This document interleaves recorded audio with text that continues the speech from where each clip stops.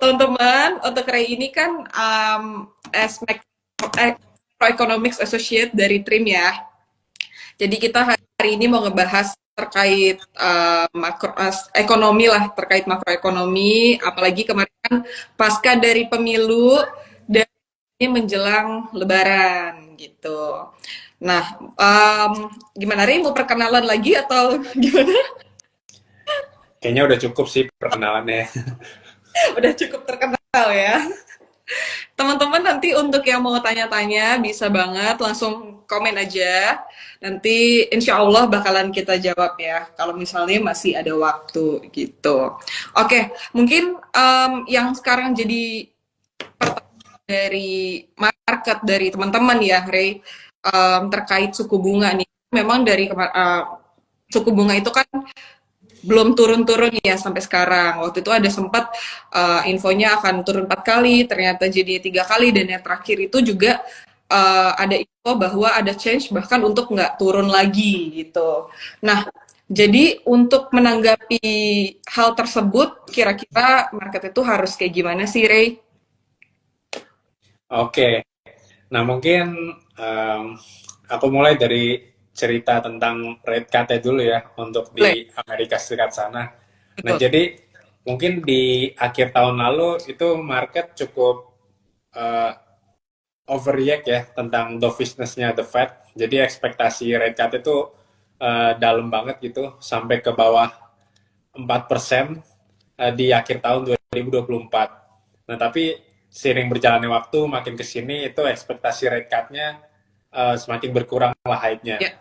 Nah, mungkin um, kalau dari sisi kami ya, dari tim makroekonomi Trimegah tuh juga reiterate our expectation juga Mm-mm. ke 2 kali rate cut untuk tahun ini ya, Dua. untuk The Fed. Iya, jadi sekarang kan ada di angka 5,5%, jadi 2 kali rate cut itu ke angka 5% gitu. Oh, Nah, mungkin alasan rate cut jadi lebih sedikit ini bisa kita asosiasikan dengan ini ya, inflasi di Amerika Serikat sana yang masih sticky. Bahwa harusnya kan interest rate yang tinggi itu mengurangi inflasi ya, tapi kenyataannya inflasi itu masih tetap tinggi gitu di Amerika Serikat, terutama di 2 bulan terakhir ini kan above expectation iya. gitu.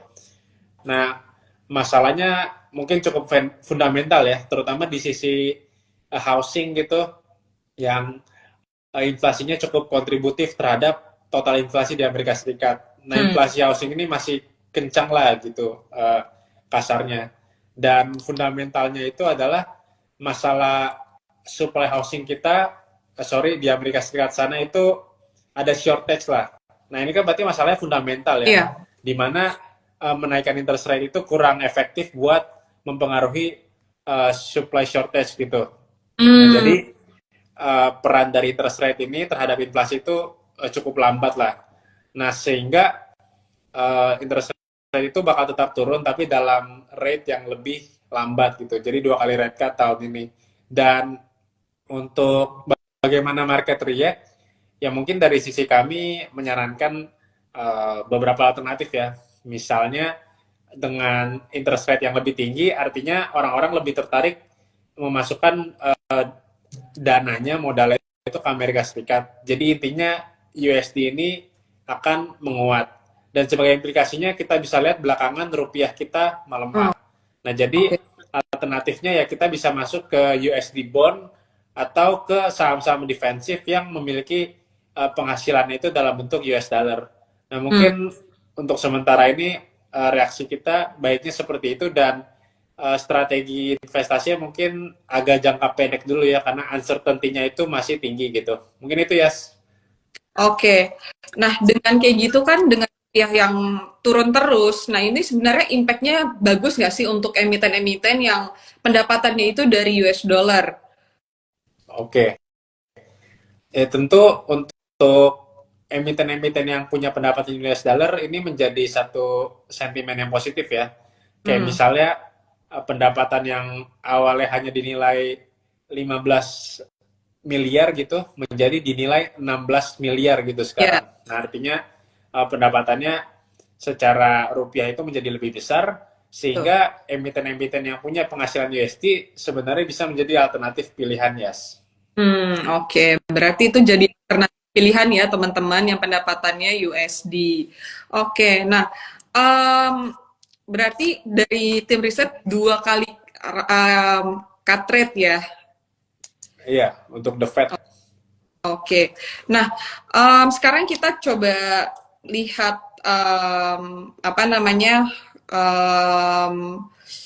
keadaan nih ya di Indonesia. Kemarin ini kan juga udah ketok palu nih bahwa pemilihan presiden kita udah selesai, sudah terpilih bahwa Pak Prabowo dan Pak Gibran ini yang menjadi presiden dan wakil presiden gitu. Nah, ini juga berpengaruh dengan salah satu programnya yaitu adalah makan siang gratis ya, Rey. Nah, Iya. kira-kira seberapa besarkah dampak dari program tersebut ke ekonomi di Indonesia? Mungkin bisa diceritain kali ya, Rey. Oke, jadi eh, ini kan masih rencana program ya dari Paslon 02. Jadi detail-detailnya tentu kita belum tahu lah bagaimana. Jadi hanya menerka-nerka saja.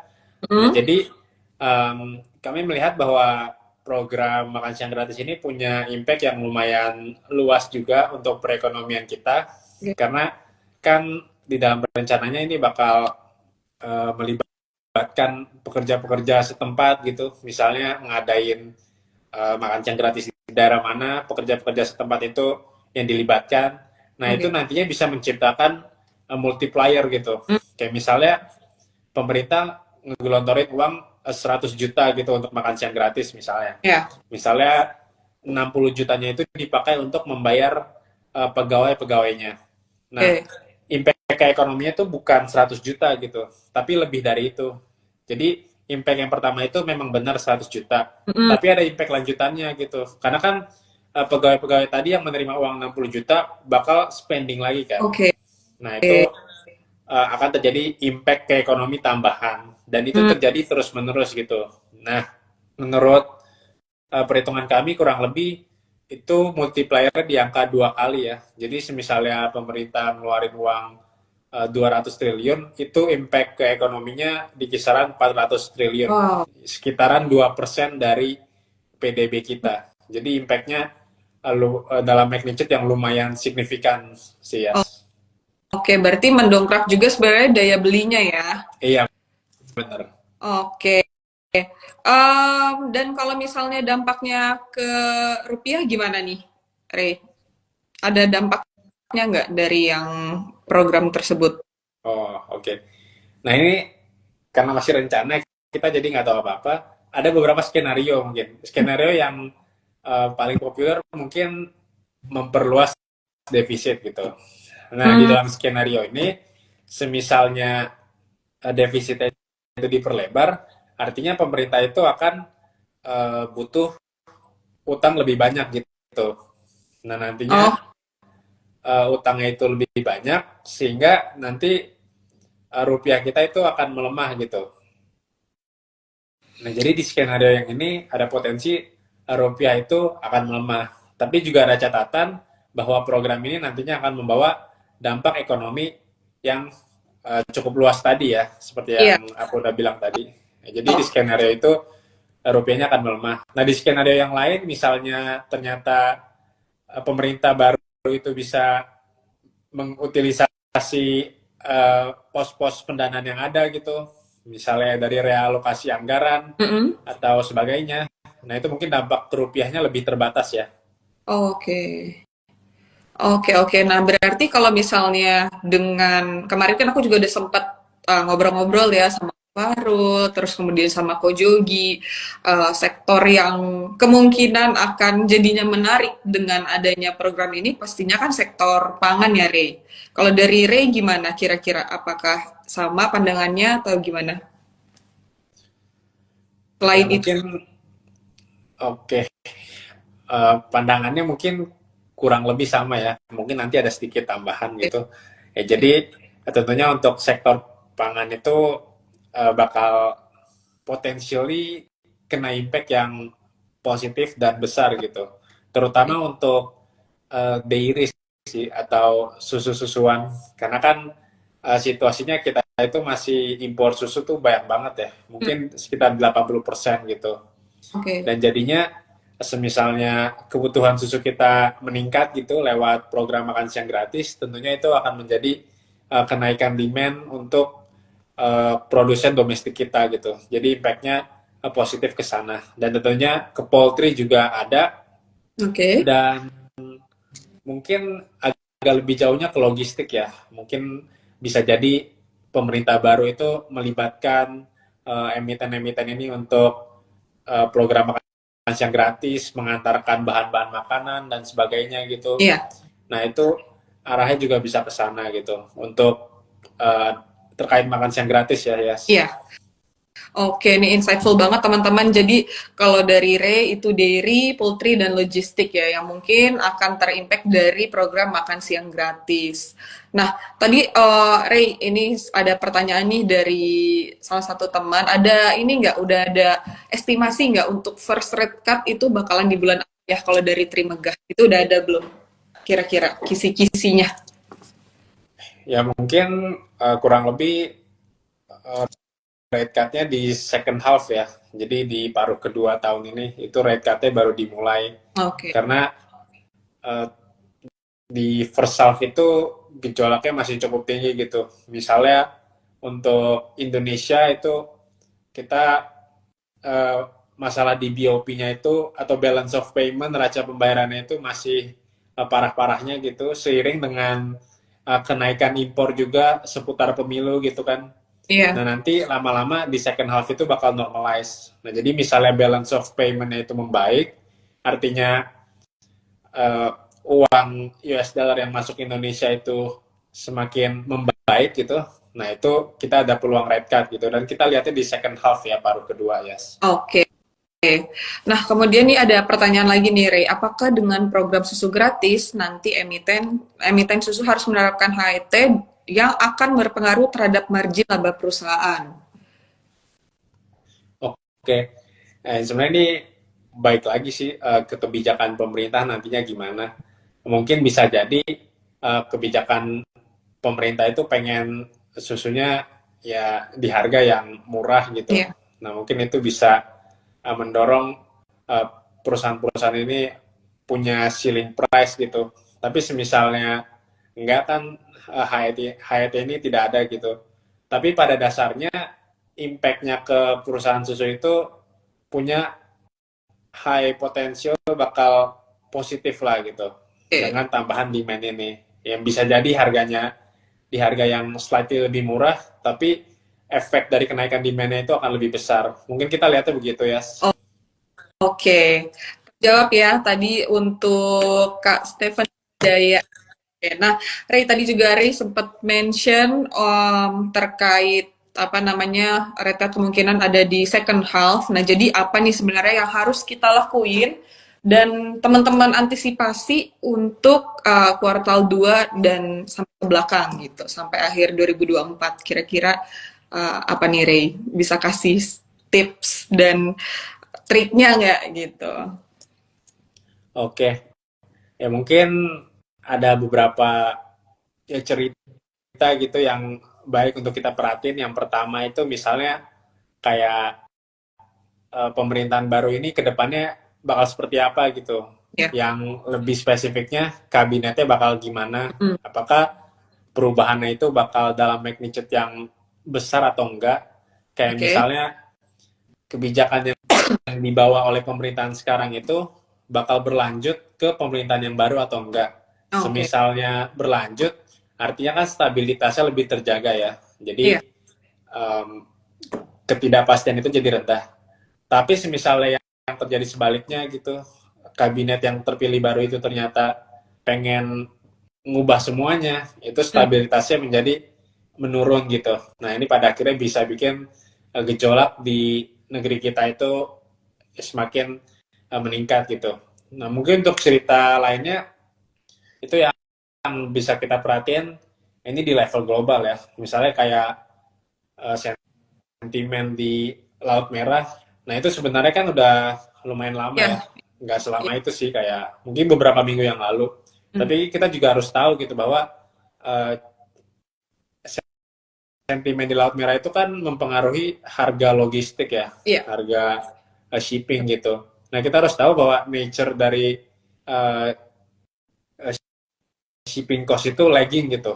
Kayak misalnya harga yang ada sekarang itu mungkin baru diterapin tuh kayak beberapa bulan ke depan. Oh. Nah, jadi mungkin apa yang terjadi beberapa minggu yang lalu itu baru berdampak ke beberapa bulan ke depan gitu. Iya. Ke harga-harga beberapa bulan ke depan.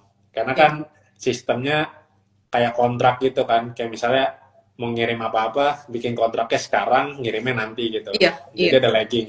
Iya. Nah, itu cerita yang kedua. Sama cerita yang ketiga, mungkin untuk harga minyak ya. Kan dari sisi supply, ini kita ngomongin supply demand. Kalau dari sisi supply itu kayak OPEC sendiri, kartel minyak dunia itu udah ngomong kayaknya supply cut-nya bakal di-extend gitu. Dari yang awalnya sampai kuartal pertama ini di-extend sampai kuartal kedua gitu. Oke. Jadi supply-nya kurang lebih bakal tight. Lalu dari sisi demand, kayak international organization kayak International Energy Agency itu naikin forecast demand global mereka gitu untuk tahun ini. Jadi ya ibaratnya dari sisi supply-nya tight, dari sisi demand-nya kemungkinan meningkat, artinya harga bakal melambung kan secara teori gitu. Nah, jadi ini penting untuk diperhatikan juga, karena energi ini merupakan salah satu komponen inflasi yang cukup besar ya, baik di Amerika Serikat maupun di Indonesia gitu. Nah, mungkin lain daripada itu juga ya election ya, pemilu-pemilu di 64 negara ya untuk tahun ini ya. Itu juga harus diperhatiin juga. Kayak misalnya negara kayak India itu mau election, dia jadi ngasih restriksi ke ekspor itu jadi banyak banget. Kayak misalnya dari gula, terus bawang merah. Nah, artinya dengan dia restriksi ekspor, supply globalnya turun kan. Supply globalnya turun, harganya melambung untuk komoditas pangan. Nah, jadi mungkin untuk hal-hal ini gitu terkait dengan kabinet yang baru, terus perkembangan konflik di Laut Merah, Timur Tengah, juga perkembangan harga minyak, sama juga perkembangan kebijakan-kebijakan negara menjelang pemilu mereka gitu. Itu jadi berita yang bisa kita ini sih, worth to watch lah. Oke, berarti perlu kita perhatikan, perlu kita ikutin ya untuk berita. Oke, ini teman-teman benar-benar banyak banget insight-insight nih ya dari Ray terkait ekonomi. Nah, mungkin Ray bisa kasih sedikit bocoran nggak untuk sektor apa aja yang kira-kira selain dari tadi yang Ray udah sebutin gitu, yang menarik dari kondisi ekonomi sekarang, dan mungkin bisa ya tadi kan udah dikasih tahu nih kayak ada beberapa hal yang perlu kita perhatikan. Nah, kira-kira sektor apa sih yang menarik untuk kalau gitu kita lihat? Oke, nah sebenarnya honestly situasi ekonomi kita kan bisa dibilang slowing down lah, terutama karena sisi eksternal ya. Kita kan lumayan negara komoditas, jadi pendapatan lewat ekspornya cukup berasa gitu. Nah, sedangkan demand globalnya itu lagi turun-turunnya gitu. Nah, jadi terjadi ya pertumbuhan ekonomi kita mau nggak mau ya terhambat gitu atau melambat. Nah, di situasi yang berat ini ya mungkin kita harus pilih-pilih gitu secara cermat tentang sektor apa aja. Nah, kalau dari sisi kita sih yang pertama ya jelas untuk dairy atau poultry itu menarik, terutama untuk jangka panjang ya, karena kan kita juga punya prospek ekonomi yang dalam jangka panjang itu positif gitu. Nah, intinya meskipun makan siang gratis itu tidak ada gitu, ya walaupun bakal ada sih. Nah, prospek dari dairy dan poultry ini bakal tetap cerah gitu, karena orang kan semakin kaya misalnya konsumsi mereka ke susu atau daging itu kan bakal meningkat, ya kayak di film-film gitu. Nah, mungkin selain itu yang paling ngomongin tentang banking sector ya. Oke, gimana tuh? jadi mungkin baru aja keluar itu laporan untuk BBRI ya, dan kita terutama aku secara sekilas tuh ngelihat net income itu turun 30%-an ya, month on month gitu. Nah, jadi ini juga harus kita perhatiin terutama untuk besok banget nih, karena angkanya kan lumayan drastis juga ya. Nah, tapi tetap digarisbawahi juga ada alasan yang jelas juga gitu bahwa penurunan net income ini karena adanya restrukturisasi untuk loan-nya Wika gitu. Nah, intinya bisa diperhatiin lah untuk banking sector terutama besok ya. Karena dari tim kami mungkin melihat bahwa kejadian yang sama itu mungkin terjadi untuk bank-bank BUMN besar lainnya. Nah, itu untuk yang harus kita perhatikan, dan untuk yang mungkin menarik ya untuk kita beli, mungkin untuk dipertimbangkan itu bank-bank yang punya US dollar itu tinggi gitu. Kayak misalnya NISP itu memang banknya lebih kecil dari bank BUMN yang tadi aku sebut sih, tapi dia punya rasio loan dalam USD-nya itu kurang lebih di 25% gitu. Terus untuk dana pihak ketiganya itu yang dalam US dollar itu mencapai 33%. Di mana jika kita bandingkan dengan Mandiri mungkin ada di level 19% gitu. Intinya aktivitas mereka dalam US dollar itu banyak, tinggi untuk NISP ini, terutama untuk sisi pendapatannya, jadi menarik untuk diperhatikan. Nah, terus untuk sektor lainnya lagi mungkin ini mungkin story lebih spesifik ya, kayak misalnya di CPO gitu, sekarang kan harganya lagi lumayan naik gitu karena produksinya ternyata lagi menurun, terutama di Malaysia gitu. Nah, jadi kenaikan harga ini tentunya harus kita jadikan opportunity yang positif lah, dan kita melihatnya sih itu opportunity bisa kita temukan di TAPG dan DSNG gitu. Iya, jadi kan kita tahu nih bahwa produksi sekarang ini bisa menurun karena efek dari El Nino kan. Nah, setelah kita pelajari itu ternyata El Nino itu mostly kejadiannya itu paling parah di daerah Sumatera, Jawa, Sulawesi ya. Dimana paling kurang berdampak itu di daerah Kalimantan. Nah, jadi TAPG dan DSNG ini punya porsi kebun yang cukup besar lah di Kalimantan gitu. Nah, jadi intinya harganya bisa tinggi karena produksi globalnya turun, tapi di saat yang sama si TAPG dan DSNG ini bisa mempertahankan produksinya gitu. Karena di Kalimantan dampak El Nino-nya sedikit. Nah, jadi itu ya sektor keempat ya. Dari tadi kita singgung dairy, poultry, terus banking sama tadi CPO. Nah, mungkin yang terakhir komoditas ya. Komoditas in general sih. Karena kan in general pendapatannya itu dalam US dollar. Nah, jadi ini bisa jadi semacam saham defensif lah di tengah pelemahan rupiah. Kan kita ekspektasikan rupiah di akhir tahun ini itu di 16.400 ya. Dan ini baru jalan 3 bulan aja itu rupiah udah melemahnya dalam banget gitu. Dari 15.500 ke angka 15.800 gitu kan. Nah, jadi di tengah pelemahan rupiah ini saham defensif komoditas itu menarik.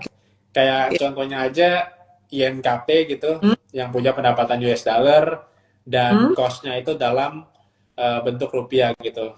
Lately kan naik juga, seiring dengan kenaikan pulp price juga gitu.